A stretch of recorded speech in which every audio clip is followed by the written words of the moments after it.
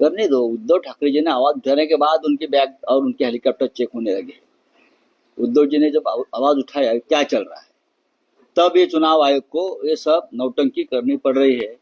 लेकिन पैसे का लेन देन डिस्ट्रीब्यूशन जोर से चल रहा है पुलिस के चौकीदारी में। तो वही इलेक्शन कमीशन एक जो चल रहा है किस तरीके से देना चालू उस पर बातचीत कर रहा है, जो भाषण है उसमें कोई ऑप्शन नहीं रहा है। कायदा काही को रद्द करून महाराष्ट्रातले मुख्यमंत्री महाराष्ट्र करणार। यही तो बात है ना, चुनाव में सब मुद्दे खत्म हो गए हैं, विकास पर बात करो। टाटा एयरबेस का जो प्रोजेक्ट है महाराष्ट्र से गुजरात में कैसे आ गया, उस बारे में बात करो अमित शाह जी। जहां नागपुर में 10,000 लोगों को रोजगार मिलने वाला था, 30,000 करोड़ का इन्वेस्टमेंट होने वाला था, ये टाटा एयरबस प्रोजेक्ट, आप उसके बारे में हमें महाराष्ट्र को बताइए। ये वक्फ बोर्ड वगैरह बात हम देख लेंगे, वो सेंट्रल का विषय है, इस राज्य का विषय नहीं है।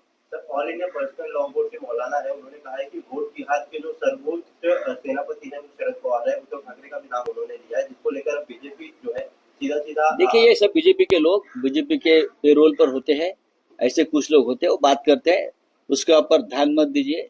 वोट जिहाद, लव जिहाद, पाकिस्तान पर तिरंगा लहराएंगे, ये बात महाराष्ट्र के चुनाव में कहां से आ गई? उसका मतलब है बीजेपी हार रही है महाराष्ट्र में। जब ऐसे मुद्दे आते हैं ना तो समझ लीजिए बीजेपी हार रही है। ये एक राज्य का चुनाव है। ये झारखंड में जाकर भी धर्म युद्ध की बात करते हैं, हरियाणा में जाकर धर्म युद्ध की बात करते हैं। ये विधानसभा का चुनाव है और महाराष्ट्र में एक धर्म है, उसका नाम है महाराष्ट्र धर्म, तो छत्रपति शिवाजी महाराज का धर्म है और उस धर्म की रक्षा के लिए हम सब लोग एक है।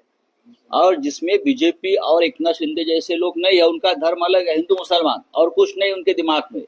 जब चुनाव हारने का समय आता है तो धर्म युद्ध की बात करते हैं। भाई दूसरी भी एक बात देवेंद्र जी ने कही, महाराष्ट्र के चुनाव में हम पाकिस्तान पर तिरंगा लहराएंगे। अरे चुनाव महाराष्ट्र का है, विधानसभा का है, यहाँ पाकिस्तान कहाँ आ गया? कौन आपको पूछता है?